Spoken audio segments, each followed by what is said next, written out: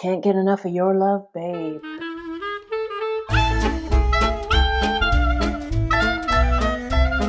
Hello and welcome to another video. My name is Heather and as always I'm reading with a vengeance and I hope you are as well. Huge thanks for all you OGs who keep coming back, and if you're new to my channel, a very warm welcome to you. I hope everybody is doing very well. How is everybody's reading doing? I don't really have any news to report as far as what's going on here on the home front. We're still waiting for our furniture. We're still kind of getting to know our town. We're getting to know our neighbors and that's been fun.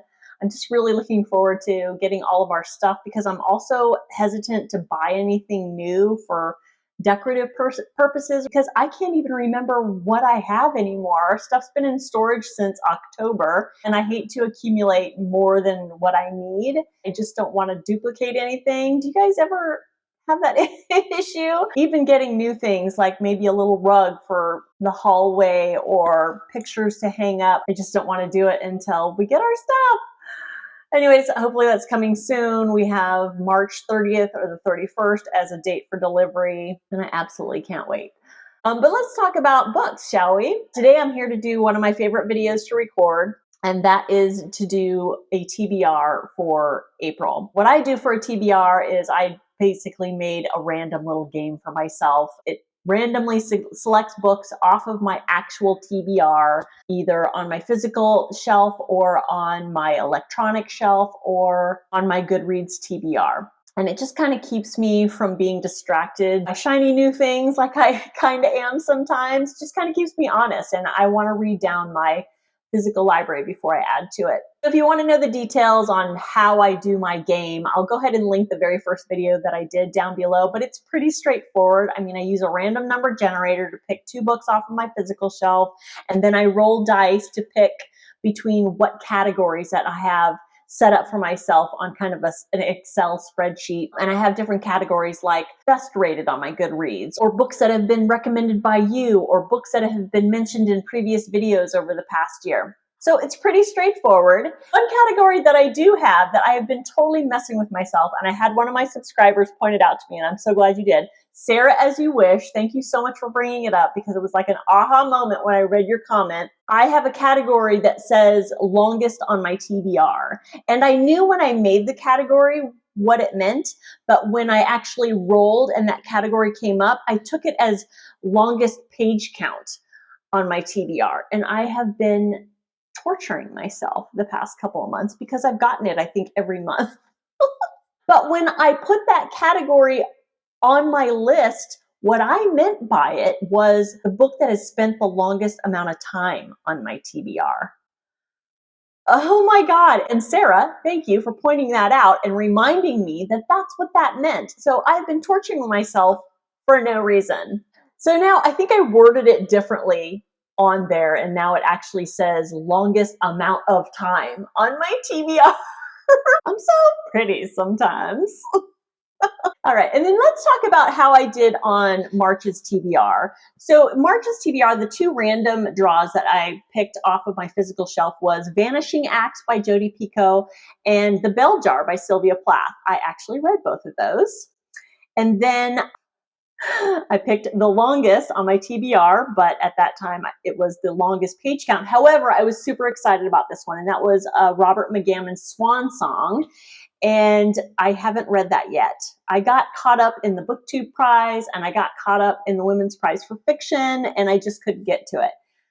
But I will get to it eventually. I think I also rolled for the lowest rated on Goodreads, and that for me was The Three of Us, which was a NetGalley book. I did read that one, and I believe I reviewed that in my most recent mid-month wrap-up video. And then I also got best rated on my Goodreads, and I read Heartstopper Volume 3, as well as Heartstopper Volume 4, and then A Kind of Spark by L. McNichol, which was a middle grade book, which also met the middle grade March prompt. And I did finish that one, and that's also in my most recent wrap up. So I did pretty good, 4 out of 5. I think April is going to be even a little bit more difficult, but I still want to keep myself honest because I I did throw my hat in to judge the next round of finals for the Booktube prize. I don't know if I'll be selected for it yet, so I might get let off the hook for that. But I do want to read as many of the Women's Prize for Fiction nominations from the long list before the short list is announced on April 26th. So I'm going to be a little bit distracted by that, but I'm still going to give these books that I choose today my best effort. I'm always excited to see what fate decides that I'm going to read. So let's get started. So we're going to start by rolling dice. No, we're going to start with the random number generator to see which books are selected for me from my physical shelf. Okay, so my list starts with the number 2. It goes to a maximum of 46. What it's going to be, and the first number is an 8. And let's see, go to my list here and find out what number 8 is, and it is, The Cuckoo's Calling. I think I might have that. Jake, Cuckoo's Calling. Nope, but I'll go grab it. Here we go, The Cuckoo's Calling by Robert Galbraith. This is a Cormoran Strike novel. I've had this on my shelf for quite a bit. I've been wanting to read these books. This is the first in the series, thankfully. I think Cormoran, well, let's read the back, shall we? I think most people are familiar with the Cormoran Strike series. When a troubled supermodel falls to her death from the balcony of her London home, it is assumed that she has committed suicide. However, her brother has his doubts and calls in private detective Cormoran Strike to investigate. Strike is a war veteran, wounded both physically and psychologically, and his private life is in disarray. The case gives him a financial lifeline, but it comes at a personal cost. The more he delves into the young model's world, the darker things get, and the closer he comes to terrible danger. So yay, I'm excited. I've been wanting to get to this, and that's the whole purpose behind this TBR game that I've set for myself, and that is to get to books that I want to get to, but distractions lead me astray. I'm super excited about that. That's the first pick for April. All right, we're going to go back to the random number generator to see what's the next one from my physical shelf. All right, here we go. And number 41. So we go from the beginning of the list to the end of the list. What's number 41? I'm going to scroll down a bit. It's too much. 41. Oh, the Thursday Murder Club. Oh, that's wonderful. Okay, so the Thursday Murder Club I just got from, I believe, a little free library. Let me go grab it. Here we go, The Thursday Murder Club by Richard Osman. Everybody has been talking about this one over the past year or so. I believe, is the third one out already? So I'm a little bit behind the times. This is another series. Oh, I see a pattern here. This is a mystery series. So I think most people are aware of what this one's about too, but I will read the quick synopsis. It's very short.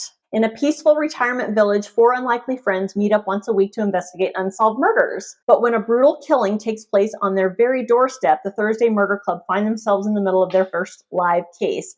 Elizabeth, Joyce, Ibrahim, and Ron might be pushing 80, but they still have a few tricks up their sleeves. Can our unorthodox but brilliant gang catch the killer before it's too late? That sounds just delightful, and I think with everything that's been going on, I think I need something light and airy, but to keep me engaged also. And I love that the main characters are of the older set, so I can really appreciate that. So super, super exciting. Looks like I'll be starting 2 series in April. Okay, so it gets a little bit more exciting here. Here's where we start rolling dice to see what categories that I get to choose from. Okay, here we go. A 5. So category 5 is longest time spent on my TBR. Here we go. See how I changed the wording on that? It comes up every single month, and just imagine what would it, well, I think if I weren't enlightened, I probably would have just put Swan Song back on my TBR. But now we know it's the one that's been on my TBR the longest amount of time. So let's see what that one is. I'll go to my Goodreads and let's see here. Go to want to read and get this listed up. Looks like it is going to be Catch 22. Oh my goodness. Yeah, I added that to my TBR in November of 2009. And it looks like this is going to be ticking a couple of boxes because not only has it been on my TBR for the longest amount of time, but it's also a classic that I've been meaning to get to. If you've been watching my channel, you know that I struggle with classics. But I think if I heard correctly, I think this one's a little bit more easily accessible language-wise, writing style-wise. If I'm not mistaken, also this is satirical. Sometimes I have a hard time with that too, so we'll see how this one goes. Everybody's heard about this book, but let me get to the synopsis. Set in Italy during World War II, this is the story of the incomparable, malingering bombardier Yossarian, a hero who is furious because thousands of people he has never met are trying to kill him. But his real problem is not the enemy, it is his own army, which keeps increasing the number of missions the men must fly to complete their service. Yet if Yossarian makes any attempt to excuse himself from the perilous missions he's assigned, he'll be in violation of Catch-22, a hilarious, sinister, bureaucratic rule. A man is considered insane if he willingly continues to fly dangerous combat missions, but if he makes a formal request to be removed from duty, he is proven sane and therefore ineligible to be relieved. This one's a chunker. It's 453 pages, so it's not going to be the one I reach for first. I'm going to be honest about that. But I'm excited that it's been put on my plate. What do you guys think? Have you guys read this? Would I have been better off picking the longest page count one? We'll see. Okay, let's draw for another category. And we have a 10. Oh, I don't think we've drawn 10 yet. Or have we? We might have. Let's see what it is. Category 10 is, oh, favorite authors. Okay. All right, so I got this, I believe, last month, and I'm pretty sure that's why I picked Vanishing Acts. No, that was a random pick. But I have got this one before. And while it wasn't last month, I'm pretty sure when my favorite authors was selected, I think I picked Jodi Picoult. So I'm going to pick somebody else. Who do we have here? We have Stephen King, Ann Patchett, Leanne Moriarty, Jodi Picoult, Jane Harper, Karen Slaughter, Bryn Greenwood, Dan Simmons, John Grisham, Kristen Hanna, and Chimamanda Adichie Ngozi. I'm not sure which one I want to pick. I almost want to wait and go for a mood pick.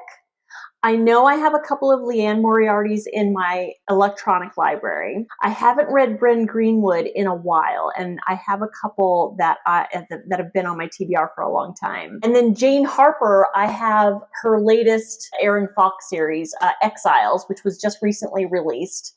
I have that on hold on my Libby app, and I think it's like due in the next couple of weeks. So that might be my pick. I think, you know what? I think that's what I'm going to pick. I'm going to pick Jane Harper's Exiles. So if you don't know, Jane Harper is an Australian author, and the Aaron Falk series takes place in Australia, starting with The Dry and Force of Nature, which, side note, so they made a movie with Eric Bana for The Dry, and I thought it was great. I thought they did a really good job.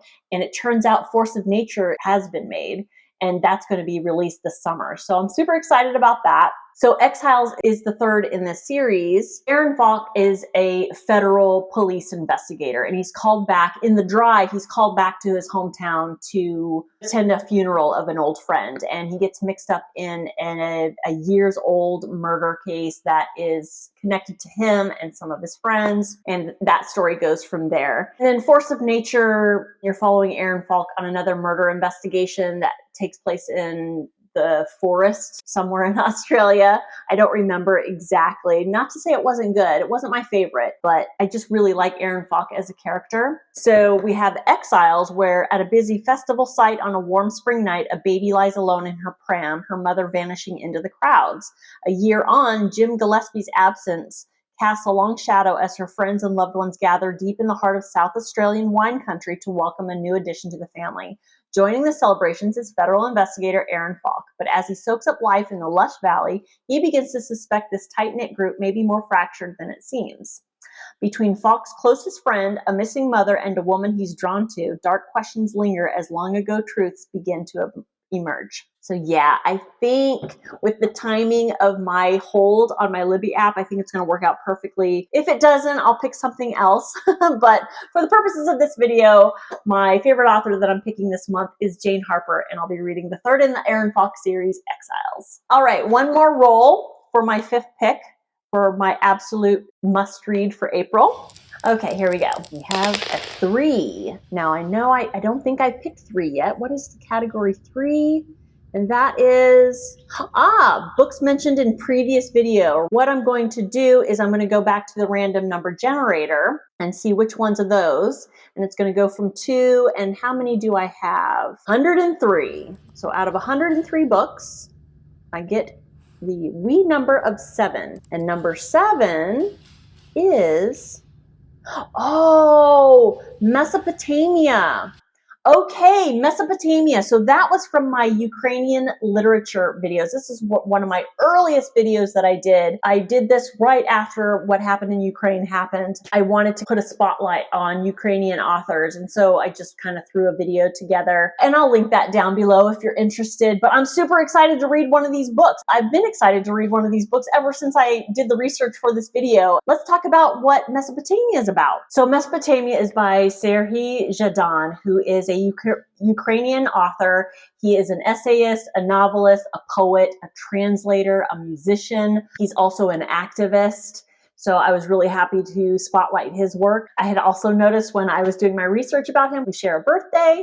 Not the same year, but still. Oh, I can barely contain my excitement. I'm super excited to get into this one. So this one is translated by Wanda Phipps and Verlana Tax and Riley Costigan-Humes and Isaac Stackhouse Wheeler. A unique work of fiction from the troubled streets of Ukraine, giving invaluable testimony to the new history unfolding in the nation's post-independence years. The captivating book is Zhadan's ode to Kharkiv, the traditionally Russian-speaking city in eastern Ukraine where he makes his home. A leader among Ukrainian post-independence authors, Zhadan employs both prose and poetry to address the disillusionment, complications, and complexities that have marked Ukrainian life in the decades following the Soviet Union's collapse. His novel provides an extraordinary depiction of the lives of working-class Ukrainians struggling against an implacable fate. The road forward seems blocked at every turn by demagogic forces and remnants of the Russian past. Zhadan's 9 interconnected stories and accompanying poems are set in a city both representative and unusual, and his characters are simultaneously familiar and strange. Following a kind of magical realist logic, his stories expose the gift and burden of stalled lives, the universal desire for intimacy, and a wistful realization of the off-kilter and even perverse nature of love. Okay, it's probably going to be a struggle for me, as it sounds like it's a collection of short story and there's poetry involved, which I don't really gravitate towards poetry, but I am going to give it the good college try because I'm so intrigued by Ukrainian culture and writing and the author. So I'm super excited to get into that. And if you have any interest in or finding out works by Ukrainian authors, I'll link my video that I did. I remember being extremely intrigued by every single book that I highlighted in that video. All right, so that's it. Those are the books that I am definitely going to read in April. We have 2 firsts in series. We have Robert Galbraith's The Cuckoo's Calling. We have Richard Osman's The Thursday Murder Club. We have Joseph Heller's Catch-22. We have most likely the 3rd in a series, and that's Exiles by Jane Harper. And finally, we have Serhiy Zhadan's Mesopotamia. Another book that I'm hoping to read is 13 by Steve Kavanaugh. This, I believe, is the 3rd in a series, but from what I understand, you can read these out of order. And the series is an Eddie Flynn series. And I'm hoping to buddy read this with the lovely Nikki over at Red Dot Reads. If you don't watch her channel, I highly recommend you checking her out. She is a Brit living in Singapore, and I really enjoy her channel. And really quickly, 13, it's the murder trial of the century, and Joshua Kane has killed to get the best seat in the house. And to be sure, the wrong man goes down for the crime, because this time the killer isn't on trial, he's on the jury. So that one sounds super intriguing to me, and I'm excited for it. Looks like it's going to be a very exciting month. Have you read any of these books? What books are you excited to read next month? What books are on your nightstand ready to crack the spine? Please let me know, or you can just say hi down in the doodly-doo. If you're still watching at this point, please consider giving that like button a boop, and a subscribe would be wonderful. Thank you all so much for watching, and I will see you next time. Bye-bye.